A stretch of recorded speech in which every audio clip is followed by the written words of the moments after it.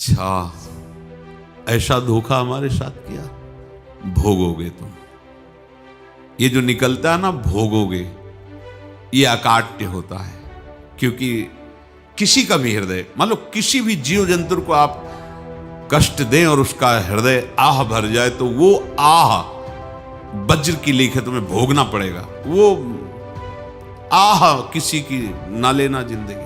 कोई ऐसा कोई आह भर करके कह दिया तुम समर्थ हो, हम तो कुछ कर नहीं सकते, और अंदर से दुखी, फिर तुम्हारी सामर्थ्य काम नहीं करेगी, मिट्टी में मिला देगी। ऐसा नहीं कि आप जो कर रहे हैं कोई देख नहीं रहा, कोई हिसाब किताब नहीं, जो कर रहे हैं अवश्य में भोक्तव्यम, बहुत सावधान।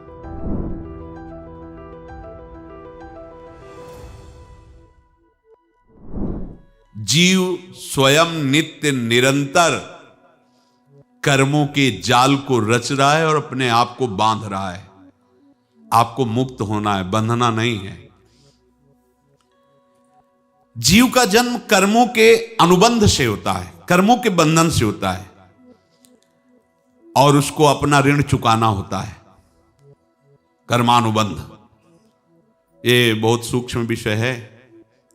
जैसे आप जिस परिवार में जन्म लिए हैं, तो उस परिवार के लोगों से आपका ऋण है, इसलिए उसी परिवार में आप आए हैं। और ऋणानुबंध, उसको बिना चुकाए या बिना वसूल किए आप वहां से जाएंगे नहीं। आपको लेना है तो वसूल करना है, और देना है तो चुकाना है। ये पूर्व के जन्मों से निश्चित किया गया है। जैसे किसी के यहां पुत्र हुआ, जन्म से ही पैसा खर्चा शुरू हुआ, जो बड़ा हुआ तो उद्दंडता के द्वारा मार पूरे परिवार को क्लेश पर क्लेश देता चला जा रहा है। ये तुम्हारे कर्म का फल है। या ऐसे शक्तिहीन बुद्धिहीन ऐसे पागल पूरे जीवन सेवा करो, तुमसे अपना हिसाब चुकाने के लिए वो आया है।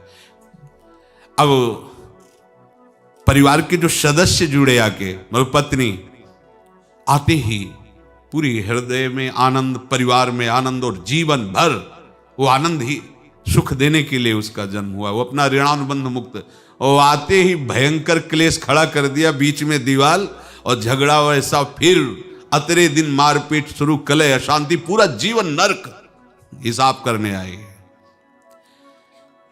यहां ऋण चुकाए बिना कोई जा नहीं सकता, ऋण चुकाना पड़ेगा। किसी का ऋण वसूल करना है तो किसी को ऋण चुकाना है, दोनों काम करने होते हैं। अनेक जन्मों में अनेक लोगों के साथ हमने जो बर्ताव किए हैं, अच्छे या बुरे, वो होंगे। अब किसी आदमी को हम जानते नहीं, अचानक मिला, अचानक टक्कर लगा और मार पीट गाली गुप्ता सब कर दिया, चुपचाप सह लो। क्यों? ये आपका हिसाब है, पूर्व का हिसाब। हमारा उससे कोई द्वेष नहीं, कोई संकल्प नहीं। अचानक घटना घटी और हमसे द्वेष करने लगा, हमें पीटने लगा, हमें गालियां दे, ये हिसाब है, चुपचाप सह जाओ। अपने घर का भाई ही भारी दुश्मन बन गया और क्लेश दे, हिसाब है। एक प्रभुदत्त ब्रह्मचारी जी की वाणी में पढ़ा था, एक महात्मा जी भ्रमण करते थे, तो उस समय असरफियां चलती थी, मोहरें असरफियां, तो उनको भेंट में देते लोग। तो या तो ठाकुर सेवा में लगे तत्काल, या संत सेवा में तत्काल लगे, उसका संग्रह करके डोलना ये ठीक नहीं है। बैरागी के लिए सिद्धांत में ये ठीक नहीं है। तो जब 2, 4, 6, 8 ऐसे मोहरे हुई, तो उन्होंने विचार किया कि और भ्रमण करके जब काफी मोहरे हो जाएंगी, तो प्रयागराज में जब कुंभ पड़ता है, एक बार पूरे सब अखाड़े के संतों को, अलग अलग संप्रदाय सब संतों को बुलाएंगे और सबको पवाएंगे। अब साधु है तो यही विचार करेगा, और क्या विचार करेगा। तो उन्होंने ऐसे डंडा बनवाया, बेंत, जो ऊपर से चूड़ीदार और भीतर पोला, और मोहरे उसमें डालते गए, और भ्रमण, जहां जहां श्रद्धालु भगत थे सबके यहां जाना, और इच्छा रखना कि एक मोहर तो दे दे दक्षिणा में। कामना कोई भी हो वो बांधती ही है, ध्यान रखना। इसीलिए प्रभु जो चाहे वो करे, अपनी चाह नहीं रखनी चाहिए, अपनी चाह प्रभु की चाह में मिला देनी चाहिए। धीरे धीरे वो छड़ी भर गई। भ्रमण करने वाले महात्मा चूड़ी लगाई, इंतजार करते रहे। जब प्रयाग का कुंभ पड़ा तो चले। तो रास्ते में एक गांव में पूछा जाता है, जैसे कहीं रुको कि कोई श्रद्धालु ऐसा है जो संत सेवी है। तो कुछ लोगों ने बताया, हाँ एक परिवार है बहुत संत सेवी है और आपको मिलाते हैं उनसे। आइए महाराज, घर में रुका। खूब अच्छा हलवा पूड़ी पवाया और जो घर के मालिक थे चरण दबाए। चरण दबाते दबाते उनकी दृष्टि पड़ी उस डंडे पे। इतना मोटा और ऊपर से कुछ चूड़ी सी भी नजर आ रही, इस डंडे में तो कोई रहस्य है ही है। अब महात्मा जी को खवा पिला के सुला दिया। महात्मा जी जब सो गए तो पत्नी से धीरे से कहा, वो डंडा लाओ बाबा जी का। डंडा, वो चूड़ीदार जो ही खोला पलटाया तो सैकड़ों मोहरे। ऐसे संत रोज पधारे भगवान, तुम आनंद हो जाए फिर क्या। पत्नी से कहा, नाप के कंकड़ लाओ।